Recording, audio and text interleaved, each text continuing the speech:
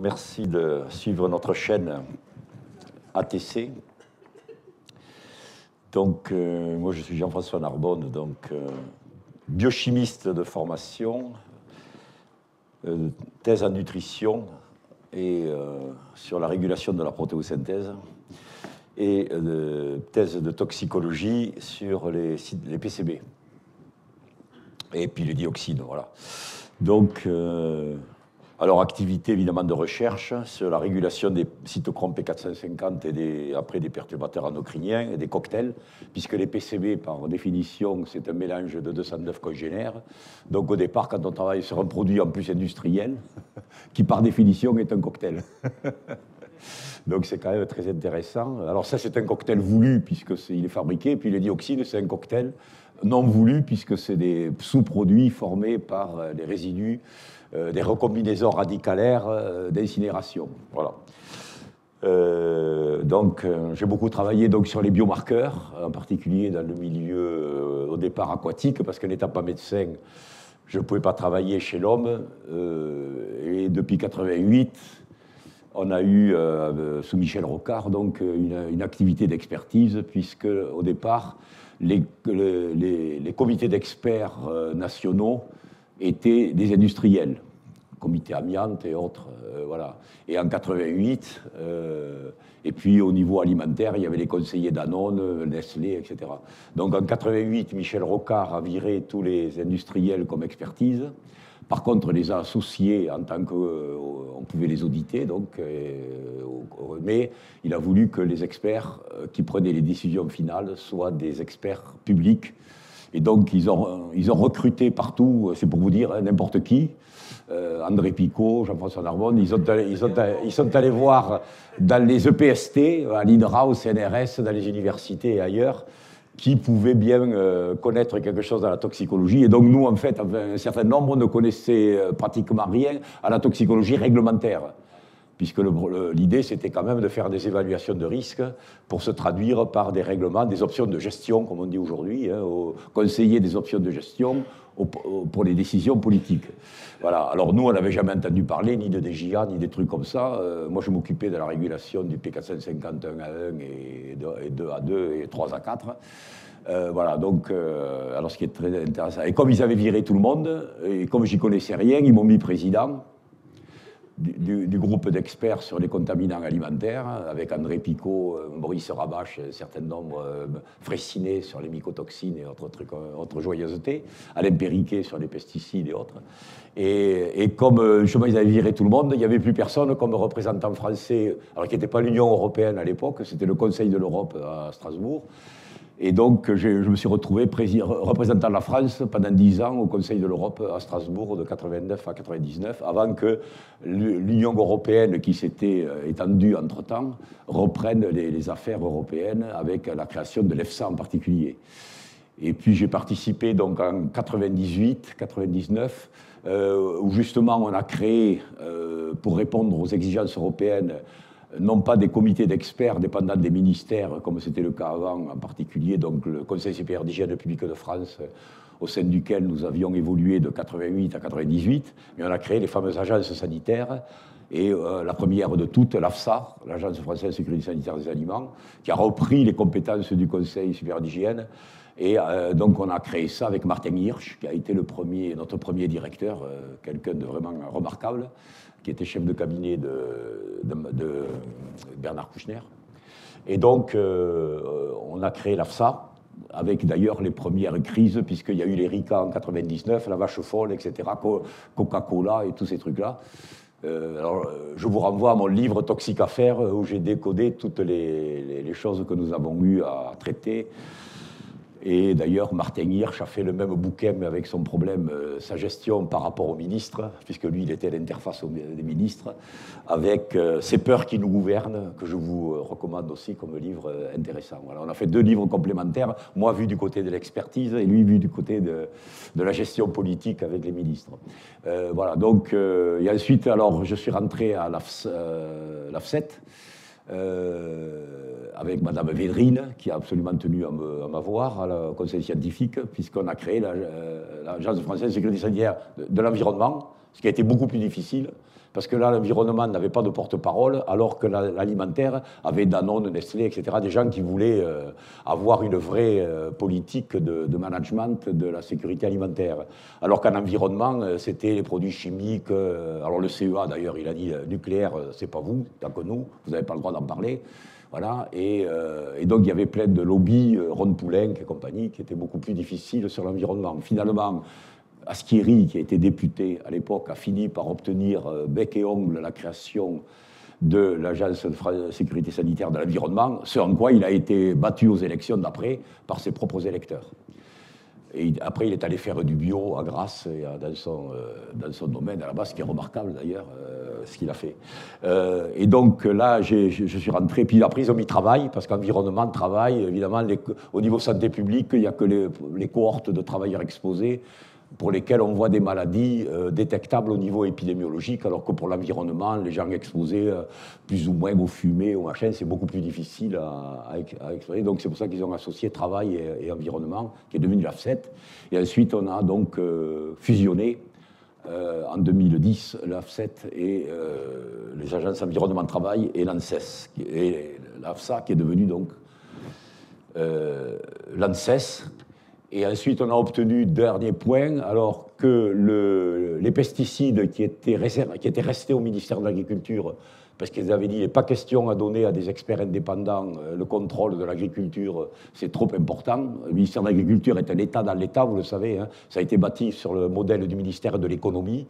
Il a sa propre banque, le Crédit Agricole, il a ses propres écoles, les écoles d'agriculture, etc. Donc c'est un État dans l'État qui a toutes les responsabilités d'un État, puisqu'il a été construit sur le modèle de l'économie. Donc c'est les gouverneurs, les financiers, ils font la loi, ils l'appliquent et tout ça. Bon. Voilà. Et donc, après le scandale des abeilles, avec Jean Glavany, ils ont décidé, sous la pression de l'EFSA européenne, de se dessaisir des commissions d'évaluation de la toxicité des pesticides et de le donner à l'AFSA, à l'ANSES. Et donc, l'ANSES a créé le département, la DIV, le département de l'évaluation du végétal. Et là, c'est mon fils Julien, qui est un des membres éminents de l'ATC, qui a été nommé à la coordination de l'évaluation des pesticides et qui a participé à monter ce service et à évaluer les pesticides en interaction avec l'Europe. Voilà. Ensuite, c'est une de mes étudiantes, Laure Sello, qui a créé la division biocides. Ce matin, on a eu les biocides. C'est mon étudiante qui a fait un doctorat d'ingénieur chez moi, qui est rentrée à l'ANSES pour monter la réglementation et l'interaction avec les biocides. Voilà, depuis, elle est partie. Donc, alors, je vais vous parler d'un sujet que m'a posé Dimitri, avec beaucoup de problèmes, et Océane, parce que c'est moi, d'ailleurs, qui, bêtement, me dit « t'es capable de parler de tout », ce qui n'est pas faux. Y compris de Bobby Lapointe, mais surtout, il me dit, nous, il nous faut un truc plutôt sur les cosmétiques, parce qu'effectivement, à l'ATC, je faisais un cours sur les nouvelles approches méthodologiques, et en particulier le point sur puisque j'étais au dernier congrès des toxicologues, l'Eurotox, qui est le congrès des toxicologues européens à Bruxelles, et qu'ils ont fait le point sur la quadrature du cercle, qui est de rapprocher les mécanismes d'action de type perturbation endocrinienne de la toxico classique, qui était de constater qu'il y avait des tumeurs ou la maladie, et comment faire rentrer les mécanismes d'action, alors que les mécanismes d'action ne sont pas la maladie. Voilà. Donc c'est de ça que je voudrais, mais applique-le aux cosmétiques. Alors les cosmétiques, j'y connais pas grand-chose. Et finalement, j'étais obligé de passer 4 jours à faire la biblio. Et finalement, j'ai trouvé avec ravissement que les dernières méthodes qui ont été acceptées par l'EFSA en 2018 sont aujourd'hui proposées pour l'évaluation des cosmétiques. Ce qui est, bon, il y a rien comme quoi, même quand il faut être contraignant pour qu'on découvre de nouvelles choses. Alors c'est ce dont je vais vous parler, avec une partie, évidemment, en interaction avec plutôt les cosmétiques, alors que moi je suis plutôt dans l'alimentaire et dans l'environnement. Alors vous savez qu'il y a un vrai défi, c'est d'évaluer les produits chimiques, quels qu'ils soient, avec les produits industriels, les pesticides, les additifs alimentaires, les cosmétiques, les produits pharmaceutiques, etc. Donc vous voyez, 5 millions de produits disponibles, donc une centaine de mille utilisés à peu près, vous savez, avec Rich, hein, c'est à peu près entre 100 et 150 000 produits. Voilà, donc avec 2000 nouveaux produits par an qu'il faut évaluer. Alors les pesticides, il n'en reste plus beaucoup. Alors évidemment, je ne parle pas des formulations hein, qui sont nombreuses, mais il reste à peu près aujourd'hui, d'ailleurs là, le 600 c'est déjà trop dépassé, on est à plutôt 350 puisqu'ils sont tous interdits. Alors, quelques principes généraux de la toxicologie quand on parle évidemment de la sécurité des produits. Vous savez qu'il y a les deux phases, hein, toxicocinétique, toxicodynamique. Toxicocinétique, comment le produit arrive au site d'actif, comment et sous quelle forme, hein, ce qu'on appelle l'ADME, qui n'a rien à voir avec l'ADEME, hein, voilà, et ni avec l'œdème d'ailleurs, mais bon, et les effets qui peuvent être l'œdème d'ailleurs, qui sont la réponse des molécules, des organismes, etc. Alors ça, c'est quelque chose auquel je tiens parce que ça explique beaucoup de choses, puisque je le mets maintenant en préambule à ce que j'explique, y compris à nos amis juges d'instruction qui ne connaissent rien à la toxico dans le pôle santé publique. Jusqu'à maintenant, les évaluations étaient basées sur ce que j'appelais le chien du voisin. Vous savez, la technique du chien du voisin. C'est-à-dire, j'ai un produit suspect, ah non, je ne vais pas le manger, je ne vais pas le donner à mes enfants, ah, je vais le donner au chien, tiens. Oh, pas le mien, pauvre bête. Donc je vais à la clôture, j'appelle le chien du voisin, et je lui file le truc, et puis le lendemain, s'il sort et qu'il jappe gaiement, je dis c'est bon, je peux manger le produit. Donc c'est la technique pragmatique, l'approche du chien du voisin. C'est-à-dire, en fait, la boîte noire, je regarde si le chien est mort ou s'il est vivant. Et donc, c'est très pragmatique. Elle dit, s'il est mort, je n'en mange pas. S'il est vivant, je peux manger le produit sans... c'est Astérix chez Cléopâtre ou Obélix divise en 3 parts égales le gâteau et avec le goûteur officiel, etc. Voilà. Donc, c'est des techniques tout à fait pragmatiques de toxico que tout le monde connaît. Vous voyez, il s'agit même un juge d'instruction a lu Astérix. Donc, mais c'est la boîte noire, c'est-à-dire qu'on ne s'occupe pas du mécanisme d'action, on s'occupe de regarder les conséquences de la chose. Alors d'abord, c'est la mort, la toxico aiguë, puis éventuellement, au bout de quelques jours, est-ce qu'il y a d'autres conséquences à plus ou moins long terme. Donc, finalement, la toxico, c'est ça. Alors, on n'a pas pris le chien parce que pauvre bête, et puis surtout, c'était cher. Et c'est pour ça, d'ailleurs, que les chiens qu'on avait, parce qu'on n'a pas pu les tester sur les animaux de rente, les porcs ou les vaches ou les trucs comme ça, parce que ça rapporte l'argent.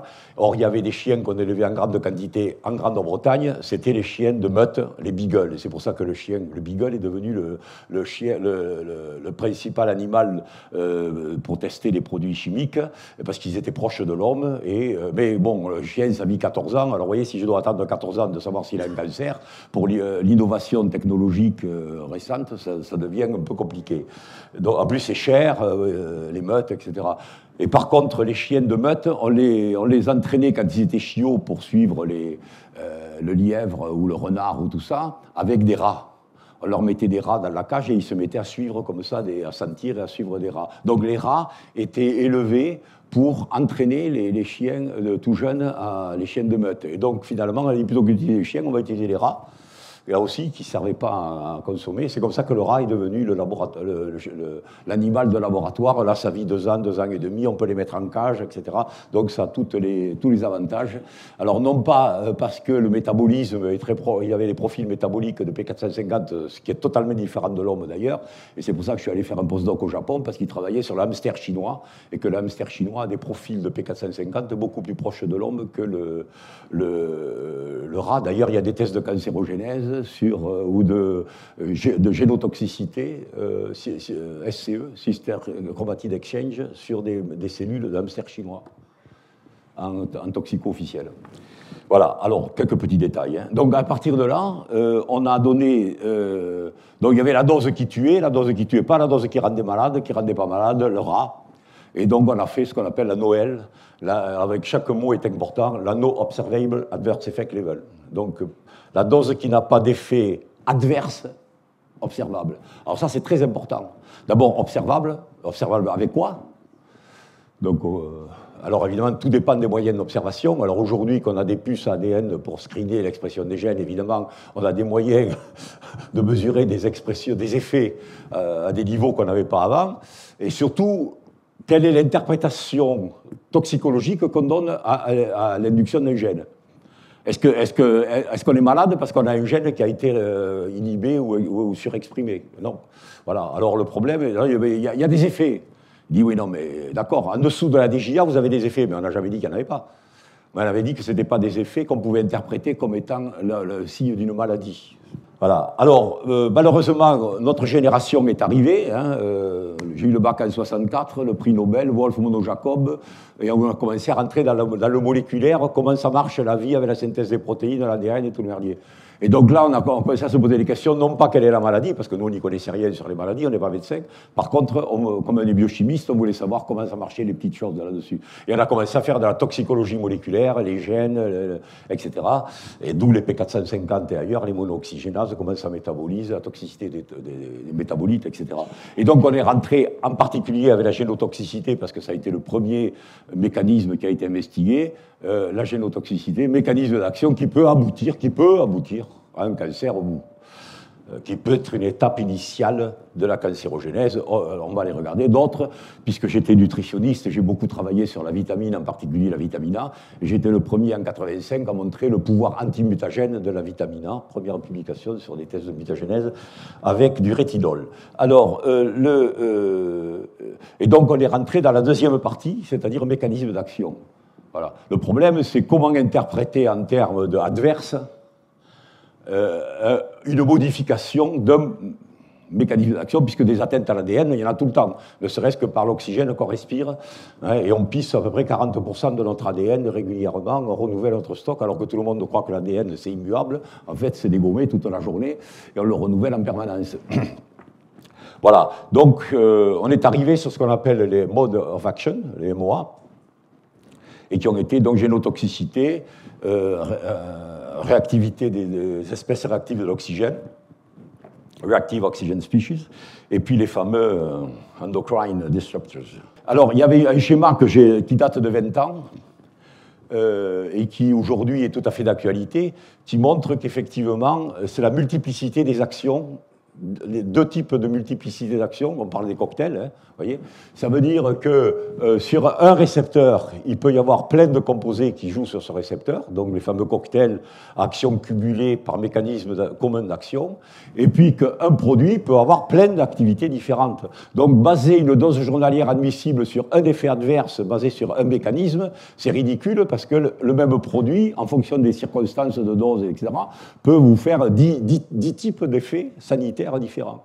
Donc baser toute la réglementation sur un effet chez un individu adulte dans telle condition, c'est vraiment... alors c'est pour ça qu'aujourd'hui on se pose des problèmes, et l'enfant, et l'adolescent, etc. Voilà.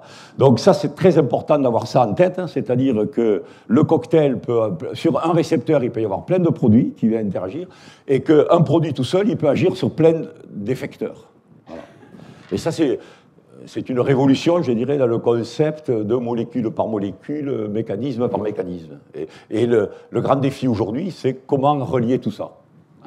Voilà. Alors, la toxico classique, c'est le danger, la caractérisation du danger, c'est-à-dire la relation dose-effet, et ensuite l'exposition pour pouvoir faire un calcul de risque en rapportant l'exposition à la relation dose-effet qui est donc la caractérisation du danger. Pour ça, on dispose d'un certain nombre d'outils qui ont été depuis codifiés, on le verra. En particulier, bon, je parle pour les cosmétiques, là, vous voyez, et donc vous allez avoir des choses sur la peau, hein, évidemment, et donc vous avez toujours les données physico-chimiques, en particulier la liposolubilité, ce qu'on appelle le XAR, la relation structure-activité qu'on peut quantifier, le XAR.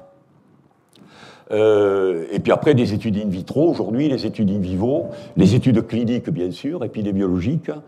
Voilà, donc vous avez plein d'outils, avec d'un côté de la toxicologie aiguë.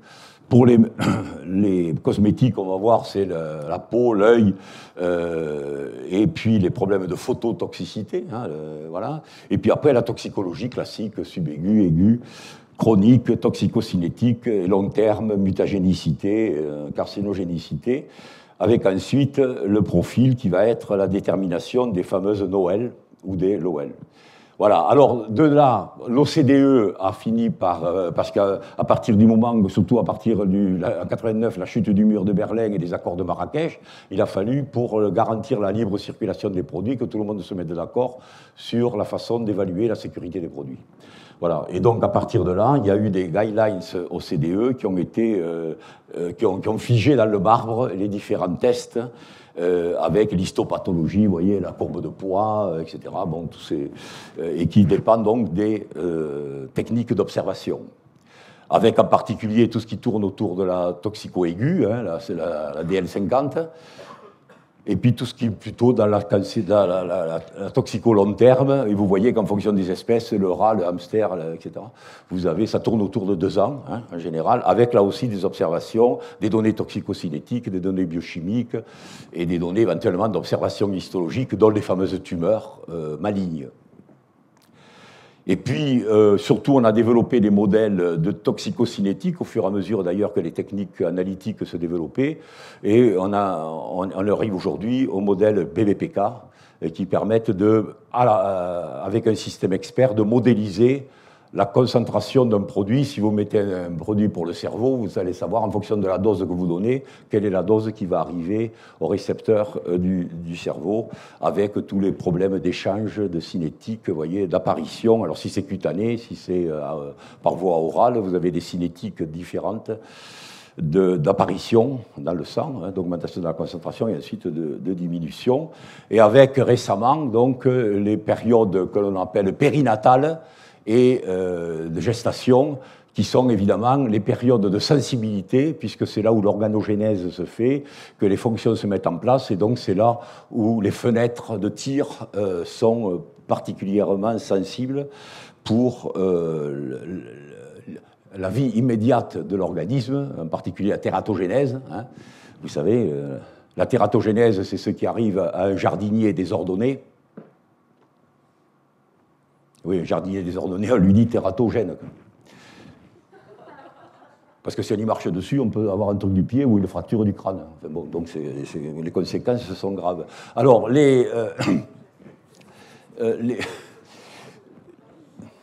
non, mais c'est très intéressant, le sens des mots. C'est à investiguer. Alors, donc on parle aussi de la période des 1000 jours, vous avez entendu parler, c'est-à-dire depuis la conception, jusqu'à l'enfant, je dirais, presque adolescent, enfin, où justement il va s'établir la puberté, tous les équilibres qui vont déterminer ce qui va se passer à l'âge adulte et qui peut éventuellement après avoir les maladies dégénératives, hein, Alzheimer et autres. Voilà. Alors aujourd'hui, la méthodologie, c'est, vous savez qu'on dit il y a les substances à seuil et les substances sans seuil. On peut discuter de la terminologie. Il n'y a pas de substance sans seuil, ça n'existe pas. Simplement, il y a des substances où il est difficile de fixer le seuil, parce que tout mécanisme biologique a un seuil, de toute façon. Alors, il y a ceux qu'on peut établir relativement facilement, la dose qui tue, la dose qui ne tue pas. On arrive à avoir un seuil. Par contre, pour d'autres, la cancéro et tout ça, au bout de combien d'adduits on fait une prénéoplasique, bon, c'est compliqué. Donc, on dit qu'il n'y a pas de seuil. Alors là aussi, les gens n'y comprennent rien, parce que quand on parle de sans seuil, ils croient qu'il n'y a pas de seuil. Et que la limite de détection chimique, c'est le point où il y a déjà un effet. Non, quand on parle de substance sans seuil, c'est pas qu'il n'y a pas de seuil, c'est qu'on ne sait pas où il est. Parce qu'une substance sans seuil n'existe pas. Et d'ailleurs, au niveau de la cancérogénèse, on sait déterminer à quel moment on a des adduits, à quel moment on a des tumeurs prénéoplasiques, à quel moment on a des tumeurs. On a tous les seuils, on les a, les seuils, pour chaque cancérigène. Et en particulier pour les nitrosamines, on a tous les seuils, à partir de quel moment on a les adduits. Pour l'acrylamide, on l'a aussi, etc. Donc les seuils, on les a. Et donc là, ceux qui n'y comprennent rien, ils disent « Ah, c'est sans seuil, donc dès qu'on voit les premières molécules, c'est déjà cancérigène. » On dit « Oh, les gars, c'est n'importe quoi. » Je vais vous expliquer ce que ça veut dire sans seuil. C'est pas qu'il n'y a pas de seuil, c'est qu'on ne sait pas où il est. Enfin, on sait où il est, mais... Voilà, alors, la fameuse Noël, là, on va déterminer à partir de là, pour les substances à seuil, donc où est le seuil. Et le seuil, on le calcule à partir de la LOEL ou de la NOEL, No Effect Adverse Effect Level. Et donc on rapporte la dose d'exposition, hein, qui est là écrit SB, ou qu'on appelle la JE aussi, l'apport journalier estimé, à la fameuse seuil de sécurité. Et donc on vous dit qu'il faut un facteur 100 pour d'extrapolation par précaution, qui a été fait donc par le professeur Truot, dont je pouvais vous parler si ça vous intéresse. Le facteur d'extrapolation extra spécifique, c'est-à-dire entre le rat et l'homme, et puis ensuite à l'intérieur de l'espèce humaine, entre les différents individus, de nouveau 10. Alors aujourd'hui, il y a une nouvelle approche, qui n'est pas une approche Noël-Lowell, c'est-à-dire par seuil, par marche. On essaie de calculer le polynôme qui relie les différents points entre eux, et on peut situer comme ça ce qu'on appelle la BMDL, la benchmark dose, c'est-à-dire sur le terrain, s'adapter à la dose et regarder exactement à quel niveau on veut placer le seuil, et non pas d'avoir un seuil qui dépend du choix de l'expérimentateur, du pas de dose qu'il a utilisé.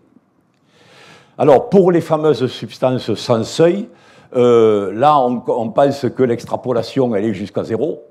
Et donc, suivant les modèles développés aux États-Unis après les bombes de Hiroshima et Nagasaki, où on demandait à partir de quel niveau d'irradiation on risque d'avoir des cancers, ben on ne le sait pas. Voilà aussi le seuil, à quel moment. Donc, c'est là où est née la notion de sans seuil, c'est à partir de la radioactivité, où il était très difficile de situer le seuil à partir duquel on pouvait avoir, y compris.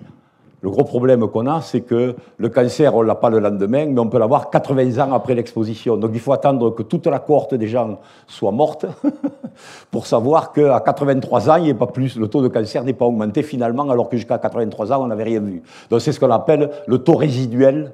Le taux résiduel, il y a toujours un taux résiduel. Alors c'est pour ça que nos amis épidémiologistes ont dit, il n'y a pas de risque. Si, il y a un risque. Ah bon ? Alors il y a un risque. Ah non, on ne peut pas dire qu'il y a un risque. Mais alors disons qu'il n'y a pas de risque. Mais on ne peut pas le dire non plus. Alors qu'est-ce qu'il y a ? Un taux résiduel. Alors, bon, donc effectivement, on a des gros problèmes de communication et de perception des mots. Ça devient très très fort. Déjà qu'en français, qu'on ne se comprend plus. Alors on appelle ça le RU, hein, qui n'est pas le RU 435 qu'a mis au point la pilule abortive dont nous parlait notre ami André ce matin. C'est l'excès de risque unitaire, donc c'est la pente finalement, hein, la pente, et qui n'est pas du tout les pentes dont nous parlait Cervantes dans El Quijote. El mango de lepante, pour ceux qui sont de culture espagnole un peu. Et à partir de cette pente, donc à partir de l'épante, on calcule un risque individuel qui correspond à la dose d'exposition réelle. Là, on a la tangente, hein, la pente. Et donc, alors c'est vrai qu'à l'épante, il y en a qui ont pris la tangente aussi, mais bon, c'était une vraie galère. Et donc, on arrive à avoir donc le risque individuel pour savoir si on a un risque vraiment significatif de cancérogénèse. Et donc on a des niveaux en disant là, finalement, il n'y a pas de risque en dessous de 10-6, il n'y a pas de risque. C'est-à-dire un cancer supplémentaire pour 1 million d'individus exposés vie entière. Par contre, au-delà d'un cancer supplémentaire pour 10 000 individus, 10-4, on a un risque significatif, mais qui ne pourra pas être vu en santé publique, parce qu'il faut savoir que l'épidémiologie ne détecte un risque de cancer qu'à 10-2. C'est-à-dire 1%, on est déjà limite. 10-1, c'est 10%, c'est ce qu'on a vu autour des vieux incinérateurs à l'époque, où le premier truc significatif, c'était de 10%, 10-1. Alors quand on vous dit qu'il y a un risque santé publique à 10-4, vous voyez que personne ne peut le voir. Voilà. Mais c'est ce que, évidemment, par précaution, on utilise. Alors, vous avez les pentes qui s'appellent dans les slope factors, les coefficients slope factor. Voilà. Alors, d'ailleurs, celui pour la dioxine, là, il vient d'être modifié, c'est ce dont j'ai tenu compte de la manière respective. Il est non pas à 1,5 10-5, mais il est à 1 10-4. Donc, il a été réévalué à la hausse. Alors, évidemment, ce qu'il faut savoir, c'est la dose d'exposition. Et avec les cosmétiques, c'est pas facile, parce qu'autant au niveau alimentaire, on peut calculer la quantité de lait consommé et la concentration de lait en aflatoxine M1, et donc avoir à peu près une idée de la dose. Autant sur les cosmétiques, c'est très difficile de savoir, parce qu'il faut savoir la dose qui a pénétré, sur quelle surface de la peau, pendant combien de temps, s'il y a eu des UV ou pas. Et on sait très bien que l'UV n'est rien, comme on dit, bon, sauf en cosmétique. Mais Donc, effectivement, et vous savez que ça a été tout à la polémique du parabène, qui devait être censé stimuler le cancer du sein, parce que justement, il y avait une proximité d'application entre la crème ou les déodorants et le site de toxicité.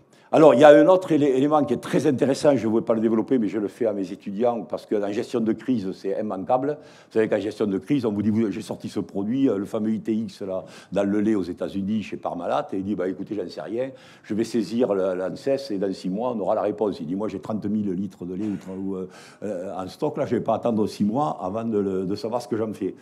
Ou comme je l'ai fait pour l'Erika, où il y avait tous les poissons et les mollusques bloqués à Boulogne. Donc je suis rentré du ski, parce que c'était au mois de 25 décembre, qu'est arrivée la marée noire en 2000, en 99-2000. Et donc j'étais au ski, j'avais le premier téléphone portable, et là où j'étais au ski, ça passait miraculeusement. Ils m'ont dit, réunion demain à Paris, il faut faire une valeur limite d'hydrocarbures dans les poissons et les mollusques pour qu'on puisse débloquer toute la pêche à Boulogne. Et les mecs, ils sont chauds comme des... Bon, il y avait le sel de Guérande aussi. Vous savez que le sel, c'est la seule chose que les Guérandes... Enfin bon, ça c'est autre chose. Alors, donc vous avez différents niveaux d'alerte, c'est-à-dire que c'est exactement ce qui a donné naissance, pour ceux qui connaissent Rich, à Reed Cross. C'est-à-dire qu'on regarde à quelle famille appartient un produit, et ensuite on fait la toxicité comme si c'était le produit le plus toxique de la classe. Voilà, c'est exactement ça. Donc j'ai participé à cette création au niveau européen avec un certain nombre de collègues anglais. Alors ça a été extrêmement critiqué par tous nos écotartuffes, là, disant qu'on voulait remplacer les textes toxicaux par un ordinateur, etc. Bon, enfin voilà, des mecs qui n'ont rien compris comme d'habitude. En tout cas, c'est très intéressant parce qu'en cas de crise, on peut donner, il y a un problème où il n'y en a pas, où c'est urgent, il y a le feu ou il n'y a pas le feu, où on a le temps de s'en occuper. Et donc on a pris pour chaque classe génotoxicité, neurotoxicité, choses comme ça, le produit le plus toxique, et donc il y a peu de chances qu'un produit inconnu soit plus toxique que le produit le plus toxique de sa classe. Voilà, c'est basé là-dessus. Alors la chance qu'elle soit plus toxique que le produit le plus toxique connu, c'est quand même assez difficile d'imaginer. Donc ça permet de gérer une crise, même si on ne connaît pas la toxico d'un produit, il suffit de dire il y a tant de produits, et on peut à ce moment-là, en fonction du scénario d'exposition, savoir s'il y a un problème ou pas. Voilà. Donc vous avez des seuils de toxicité, ce qu'on appelle le threshold toxicological concern, c'est-à-dire le seuil de toxicologique de préoccupation. Alors, par exemple, si vous avez un produit accidentel, vous n'allez pas vous occuper de la cancérogénèse. La cancérogénèse, il faut être exposé pendant 10 ans pour dessus. Donc, si le type est exposé 2 jours, vous n'allez pas tenir compte du seuil de la cancérogénèse, par exemple. Ensuite, est-ce que c'est un solvant ou tout ça? À ce moment-là, il peut être un peu neurotoxique, ou il n'a aucune chance d'être neurotoxique, etc. Donc, comme ça, vous remontez les différents seuils en fonction du scénario et de la molécule qui a été identifiée par le spectre de masse, et vous pouvez à ce moment-là fixer un seuil en disant, mais non, la dose d'exposition de mon consommateur est en dessous de ce seuil de préoccupation, donc pour l'instant, il n'y a rien d'urgent, je vais effectivement faire la toxico, la biblio, mais j'ai le temps. Alors que si je suis en dessous du seuil de préoccupation, enfin, ou en dessus, je vais évidemment prendre tous les trucs, j'arrête tout, rappel, retrait, enfin, toutes les options de gestion les plus drastiques. Donc ça, c'est très, très, très intéressant. Et en gestion de crise, c'est imparable. Hein, parce que moi, combien j'ai vu de crises, on disait, écoutez, on n'en sait rien, ce produit-là, bon. Donc, alors ensuite, il y a le classement, vous l'avez vu, le CMR, je ne vais pas rentrer là-dessus, vous le connaissez. Alors, les mécanismes d'action, là aussi, vous les connaissez, c'est soit les attaques de l'ADN, la génotoxicité, la cancérogénèse avec les différentes étapes, promotion, infiltration, progression, etc. Les radicaux libres, vous les connaissez aussi, et surtout le principal antiradicalaire, c'est le vin rouge de Bordeaux de préférence. Même, je le dis ici, j'ai du courage, mais non, il faut tenir. Bien que je sois de Toulouse d'ailleurs, et que moi je défende le Madiran et le Saint-Chinian. Alors, donc voilà les mécanismes d'action, la balance, et puis les fameux perturbateurs endocriniens avec toutes les hormones, le problème de transport, de messages, de récepteurs, etc. Avec donc des liaisons à des récepteurs. Voilà par exemple ici les récepteurs et puis les effets antagonistes, quelques exemples, et vous voyez que ce que je vous disais au début, chaque molécule va interagir avec plein de récepteurs. Hein, voilà. Et donc, heureusement, je parlais ce matin de la mesure des cocktails, on a aujourd'hui des bioessais qui permettent, avec des gènes reporters, hein, qui a été fait d'abord à Montpellier, chez Galtier, et à Montpellier, chez l'équipe Charles Sultan, là, où ils ont sorti les premiers bioessais, et puis qui ont été commercialisés donc, sous forme Calux par les Hollandais. Voilà, et donc on active, on met un gène reporter dans la séquence des gènes activés par un récepteur, et on a une émission de lumière qui est proportionnelle à l'activation du récepteur, donc ce qui permet de quantifier. Et le récepteur, lui, il voit tout le cocktail, il voit le cocktail. Et donc on a le bilan du cocktail sur la cellule, et c'est des cellules humaines. Alors l'intérêt du Calux en particulier, c'est qu'il est basé sur des cellules humaines et non pas sur des levures transformées, etc.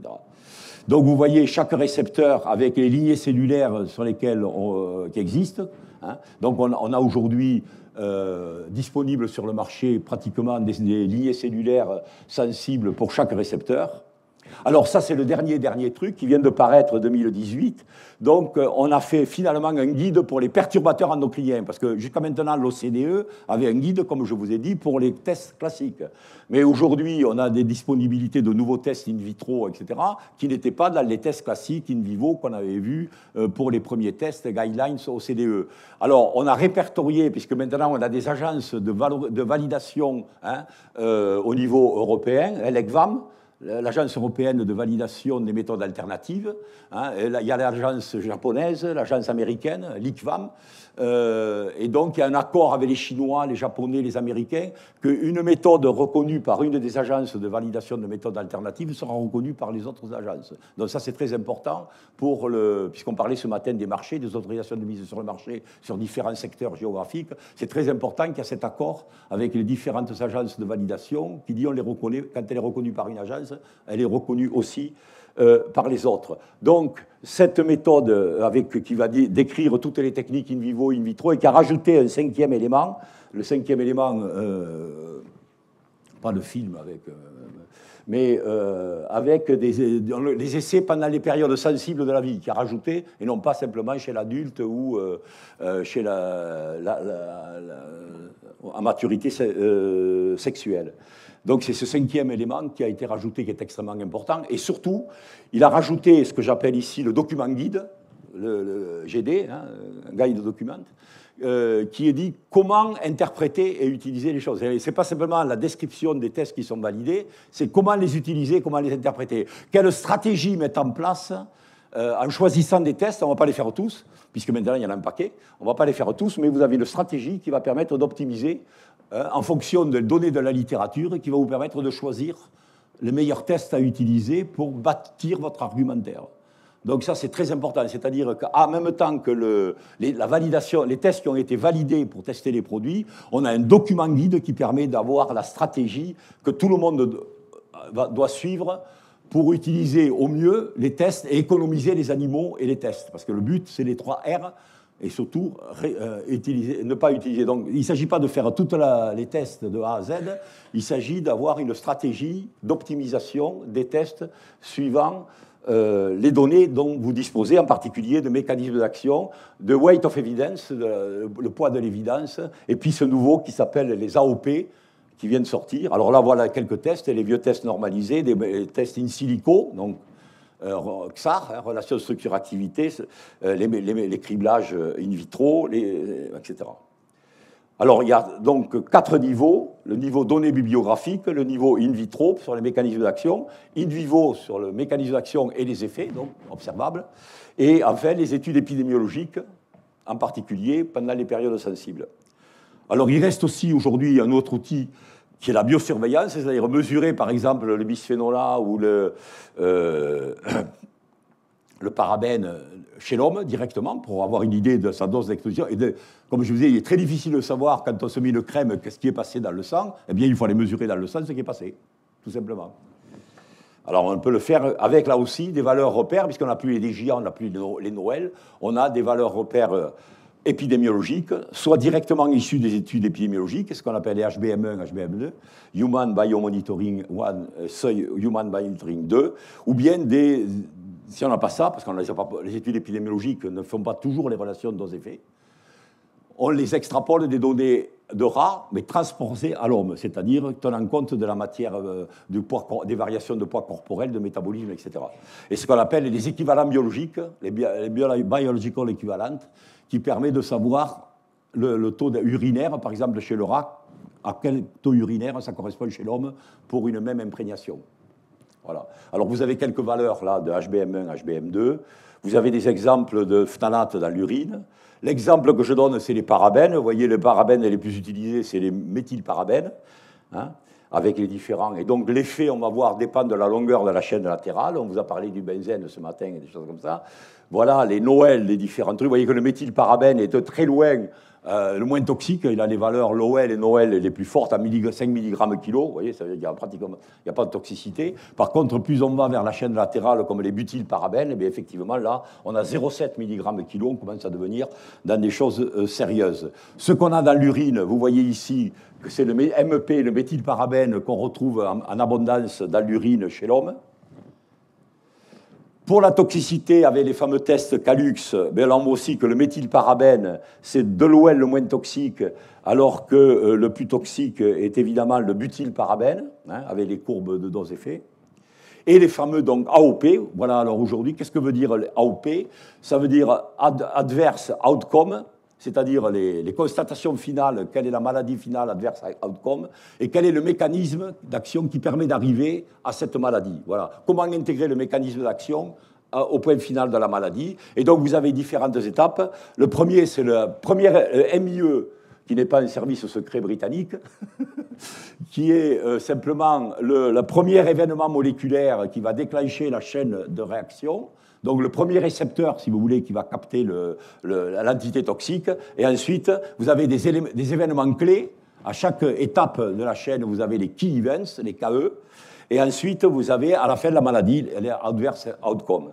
Donc voilà, dans le temps, comment va se mettre en place la réglementation, avec en particulier la suppression des études animales in vivo. Donc il faut la remplacer par des études mécanistiques ou des études in silico. Et puis voilà la totalité de l'intégration des produits. C'est-à-dire on part de la chaîne d'événements, on part de la chaîne de la molécule jusqu'à l'organisme et à la population en écotoxicologie.